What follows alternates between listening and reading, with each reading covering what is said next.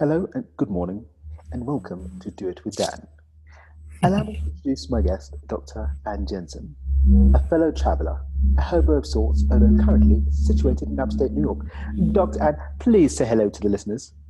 Hello, everyone. Nice to be here this morning. You weren't expecting that, were you? I just so you know, guys, I just basically scared Dr. Anne with a big list of things I normally randomly do to guests when they get on the show, and then was terribly polite. But that's because I am sitting in gratitude with Dr. Anne Jensen today, given that last week I had a beautiful experience with her healing of HeartSpeak. HeartSpeak is totally groovy.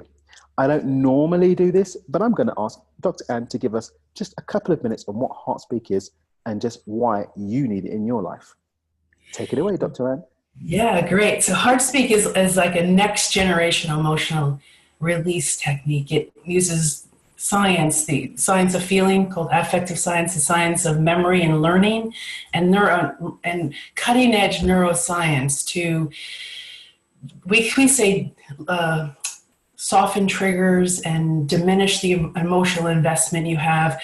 And these things could be showing up in your life as feeling bad, just feeling bad for no reason, stress, anxiety, depression, physical symptoms like indigestion or rashes or headaches or something like that. Or it could be those memories that when you think of it, it's like, ugh. Those things are still there and they're affecting you. So HeartSpeak can actually reduce the emotional investment on previous trauma, previous stresses. So we can just live with ease. And guys, you need to understand just how decidedly groovy this technology is. We had a little session last week, not even like a full proper deep dive session, was it? It was just like a little sample session, wasn't it, Dr. Anne, that you did with me pretty much? Yeah. And I've had issues with my tummy for the last, good Lord, easily 10, 11 years. And I know that it's related to damage done from stress, and I know it's stress related. However, within 45 minutes, what was like a 9 in terms of my feeling in my tummy was taken down to a 1 and then a complete 0. And I've also been given some really groovy tools to work with if it tries to pop up again, just to expand through it. So in terms of clearing, and Dr. Anne doesn't know this, but I'm going to be speaking to her about coming on our clearing masterclass, which we're going to be bringing out next January. This is a total super hack. You literally go in and hack your emotional connection to a memory or experience and rewrite it. You take it back to this primordial wobbly state and basically switch it. So in terms of reframing, those of you that have seen any of my videos on reframing or listen to me talk about reframing, or even if those of you are a client or one of our programs, reframing is all about taking an experience and turning it on its head so that you can still sit in gratitude with it. Well, Dr. Anne can go right back and use his muscle testing and all this other funky, magical, lovely stuff to actually just take something and just hack the reframe, which is totally groovy. But okay, so let's just talk about something. So you went to Oxford University to do your PhD, right? And a master's, yeah. First the master's, then a PhD, yeah. So first of all, guys, just so you know, those of you who don't know what Oxford University is, it's like, so I'm from the UK, as you know, there are 2 universities that are just like creme de la creme. Those of you who know my story in depth know that I got into Keble College, Oxford, to study PPE, although I lost my place many years ago, and that was part of the start of my journey. But it's not easy to get into, because you don't apply to the university, you apply to a college, and a college may only have 2 or 3 spaces for the course that you want to do. And then if you want to go back for postgrad, it's even more competitive. So just so you know, this is a very, very humble and lovely and sweet as she sounds. This is a super brain that we have on the podcast today, guys. So respect something. Where did your journey take you from what seems like a very academic-y, brain-related thing into what appears to be quite a mindful and almost spiritual in its nature type of technology? Yeah, I didn't, when I went to Oxford, I was practicing in North Queensland in Australia, and I knew I was missing something. I knew there was more to, what my patients were expressing in as far as symptoms goes. So I started looking around, and really I fell right into the emotional world, the emotional healing, emotional release techniques. Absolutely loved it. Went to Oxford to try and do some research about it, because the changes I was seeing in people were absolutely mind-boggling. They could change people's 30 years of symptoms just like that. Wow. So, and I wanted to make sure I was doing what I was seeing in practice was actually happening. Okay. So I applied to Oxford and I got in. So it was just, hey guys, I just want to check something out. How do you feel about me? Here's my work. Here's me. Hope to hear from you soon. And they were like, hey, Super Brain, come and join us. And the elite, like if you're listening to this in the States, this is the Ivy League of Ivy Leagues. I mean, Ivy League type universities in England include, I think Aberdeen's in there. No, St. Andrews, sorry. Bristol's in there. Warwick. There's a couple of like old school, like unis or whatever in the UK. But this is the Ivy League of Ivy Leagues. And you just randomly like, hey, I'm just going to just... And you were in Australia. Why were you in Australia? This isn't an Australian accent. No, I migrated. I grew up in New York and I migrated to Australia. And I realized that what I was doing was quite out there. And I knew that if, I just went to the local university to do a PhD or even a master's, it wouldn't be as accepted as if I went to somewhere like an Ivy League or the Oxford. Okay. So I just threw my name in the hat, man. Pulled it out. So it's about, and I love that, because I mean the world is waking up now to the whole power of mindfulness. Meditation is becoming a much bigger thing. It's getting not proposed. What's the word I'm looking for? It's getting accepted in the mainstream, as a lot of mainstream sort of celebrities and stuff are talking about meditation. And I think it started with the whole yoga movement. I think yoga probably came first, with everyone with their yoga pants and blah, blah, blah.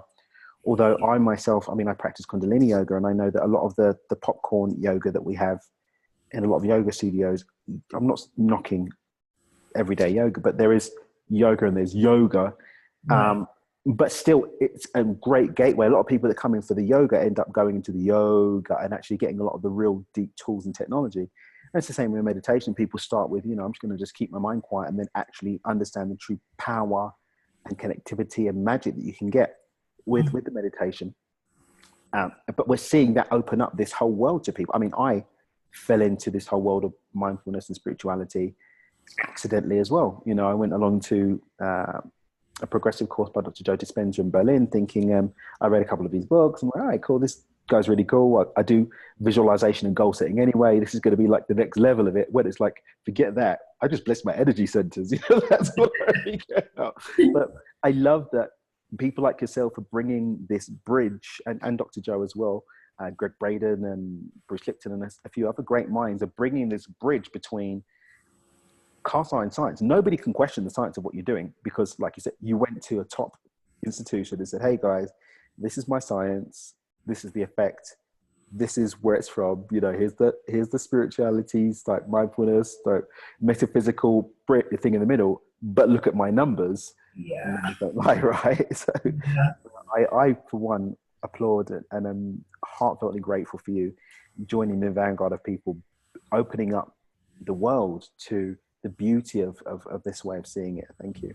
Yeah, sure. When this whole movement started of mindfulness and the emotional release techniques back in the 80s, I reckon it was about the 80s, we didn't know what we do now know about the brain. So that's why I call HeartSpeak the next generation. It uses this new information to literally hack into the brain and change it. No, I love it. And especially as, like in my own work, I'm very much a proponent of, step 2 of Beyond Intention is all about coming back to the present moment. But one of the things that I'm so hot on is that, we can have all these great theories and I can say, get back to the present moment and create your new life. But that doesn't really mean anything if you don't have the practical steps to apply to get back to the present moment. and energy traps, loops, stuck states, they're all results of being pulled from the present moment by past experiences. Yeah. And so many people, I've got the clearing encyclopedias that I share with people in workshops and with our coaching clients. There's a lot of stuff they can do themselves, whether it's tapping and Yes. Meditation's a great clearing tool to cut those ties to an imagined future or the illusion of the past. But sometimes the past and even anxiety related to an imagined future is so great that we have to do something that in Beyond Intention we call deep clearing, which is coming to magicians such as yourself and really digging deep and finding out, okay, what's going on here? Where is this memory? What is it? Okay, let's flip that. Yeah, about being a magician, I'm trying to actually make all this energy, psychology, energy, healing techniques coming. That's my campaign this year. Emerging from the mystical. That's my. Oh my gosh. I've got this whole thing of something that I want to do an event. I've got an event and I've got a keynote I want to do called Demystifying the Mystical. Yeah, exactly. We have to emerge from the mystical and make it normal. This is normal. It's normal to meditate. It's normal to do HeartSpeak. It's normal to want to grow and evolve.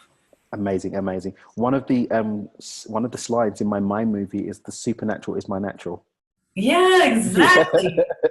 Super. That's it. Because at the end of the day, all of this technology, all of these tools are here for us to really have the most out of life. And it's sad, I think, sad, beautiful, however you want to look at it, that sometimes we get so caught up in these, fifth dimensional, metaphysical tools that we lose sight of the fact that the true power of them is to actually enhance our three-dimensional experience. The true power of them is that we can have more joy right now because we're free of the demons of the past. We can have more joy right now because we're more full and whole, fully operating being because we're doing our spiritual practice every day.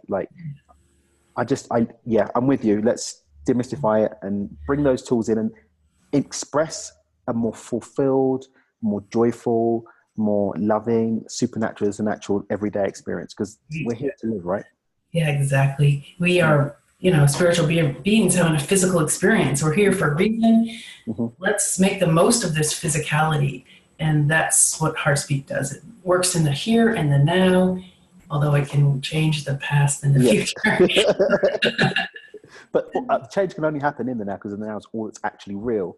So it just brings us back to that place of power where we can make the choices to create new experiences for ourselves.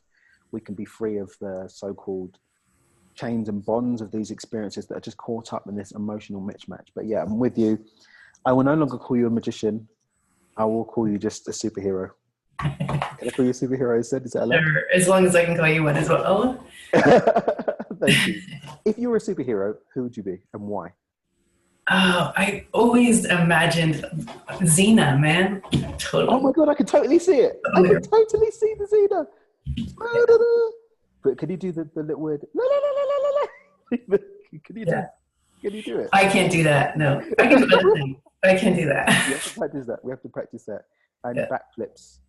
Oh, I can do backflips on a diving board. Okay, Xena. Okay, Dr. Xena. Yeah.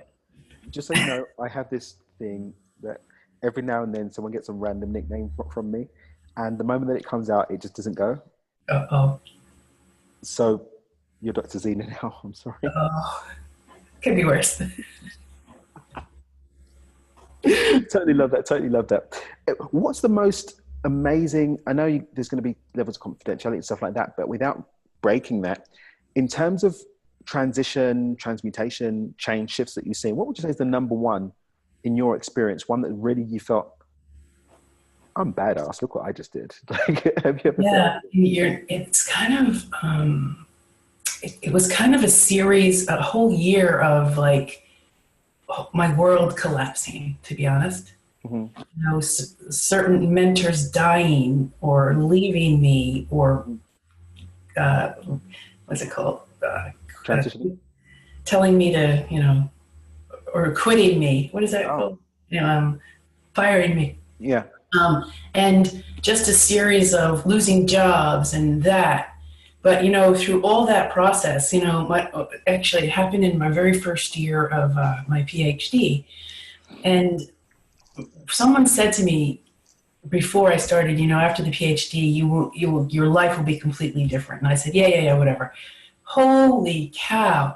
One by one, my whole universe started to change and everything changed. And within a year, boom, I was left like out of the ashes, Mm-hmm. and it was hard, Mm-hmm. but I learned so much that year. I learned I could do it on my own. I learned I could stand on my own 2 feet. I learned I had a voice. Mm-hmm. Mm-hmm. Super powerful, and we're so grateful for everyone who told me to rack off. Because sometimes people see contrast in their experience and they don't see the beauty of it. They don't see the lesson in it. And I know that's difficult to see and challenging to see in the moment, like when you're trapped in the muck of it, which is one of the reasons why your tool is so great, because it pulls us out of the muck to see things for the illusion of what it is.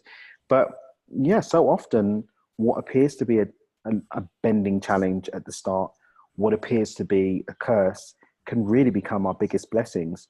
That which appears to be our greatest adversity can actually be our greatest gifts, right? Yeah, absolutely. I had a recent breakup, and I was so sad and so grieving and all that, and then some voice, I don't know if it was in my head or not in my head, it said to me, "Why are you sad?" And then I asked myself that, and the answer was, I was sad because everyone thought I should be sad, but remove that, are you really sad? And it's like, no. I love that. And I've been hammering on about this of late with all my poor clients, whatever insights they get in my meditations and stuff and chats like this. I'm like, okay, this is a new thing to hammer on about now. Everybody's going to hear about it multiple times. But this whole thing of letting go of the story. And in fact, I had my brain coaching. I was in my brain coaching class last week, and this is what actually Lisa was talking about last night. Lisa Marini, by the way, guys, check out elmarinibraincoaching.com. Check out my brain coach. It's amazing. We're talking about how the amygdala just starts making these stories up about stuff and going through what those loops are that we create in our mind. But once we break free of the story associated with an experience, we're often left with such freedom that often the experience either completely changes in its substance, or just we come to these great realizations like you did. You didn't really care about the relationship breaking up. You cared about everybody else's stories. Your story was everyone else's stories about our relationships are supposed to go for forever. And, oh my God, you guys were perfect together. And I've seen this before as well with people. It's like, when they sit and think, it's like, no, we weren't perfect together. It was absolute bullshit. But everyone thought that we were, our photos were really good. And people we're perfectly matched intellectually and outside, and our careers were aligned and stuff. But it's like, totally. Behind the scenes, it was a different story. Yes, Dr. Zena, totally. Have you had any other great insights in relation to breaking free of stories? Yeah, so I often give this as a challenge to clients and people that I work with is just try not explaining things for an hour. Don't explain anything or describe anything for an hour. And if you make the hour, try the whole day. It sets you free. If you didn't have to waste all those resources explaining why you said no to something, you'll have so much energy, so much resources to do other things. Oh my God, I'm putting that in my list. I'm stealing that, Dr. Zena. I'm just typing it. Don't explain. I'm typing this, guys, because this is amazing. Anyone who has coaching with me after this, cool. It's going to be getting new homework. Don't explain anything. Try it. And if that succeeds, allow a full day. That's amazing. I like that one. Yeah, it's a great one. I like that one. What would you say is the biggest cultural difference that you've experienced? Have you experienced any culture shocks in your traveling around? I do a lot of traveling. I do. Yeah. I spent actually 6-7 years traveling between Australia, New Zealand, America, Canada, and Europe, mostly in England. But I find as a result, I'm quite open to learning about new cultures and things. And The biggest culture shock actually is coming back to America, to be honest. It's like, whoa, I'm here. I can't believe it. Like and then I started grieving the America that I grew up in, and it's not doesn't exist anymore. And it's it's I love that. I love that. I love that. Dr. Zena, if you had one gem of wisdom that you could pass on to our listeners today, what would it be? I would say trust yourself, trust your own knowing, because no one else knows you better than you. Yeah. And if you're honest with yourself, and if you know something is wrong, if you just sense something is wrong, there is, and don't you stop until you sort it out. Got it. Love that. Love that. And where can people connect with you? You can connect on heartspeak.com. Yep. My email, Dr. Anne at Heart. I should change it to Dr. Zena. Dr. Anne at heartspeak.com. Lovely. Follow me on Twitter at Dr. Anne Jensen. Oh, I'm going to do that now. Let me quickly do that. And I'm not a big tweeter, but I tweet sometimes. Okay. Well, I'm going to follow you.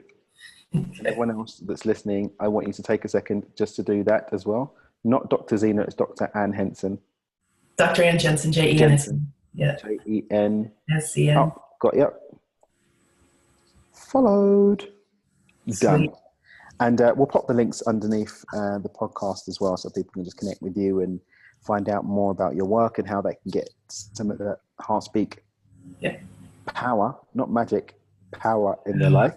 And yeah, it's been a pleasure having a chat with you today. Everyone, I think you'll join me in thanking Dr. Zena for coming and talking about her fabulousness today. Do check out all of the resources that she's offered there. The HeartSpeak is really groovy. You need to see how you can connect with it, especially if you're dealing with some deep issues that you want to clear, some irritable bits and pieces just going on in your life. For me, it was this weird tummy glub in the middle of my tummy. Some people, like you said, there's rashes and other physical ailments that really are symptomatic of things that should be cleared and can be cleared. So accept the gift of this in your life. I'll be back next Sunday with another fab interview. There's also the Q&A. Em's on her supernatural tour at the moment, so we're every 2 weeks at the moment, but keep checking in. And yeah, on Tuesdays I have my little motivational message. Look forward to having you back with us and do it with Dan. Until then, keep gymming with your eyes open. Oh yeah.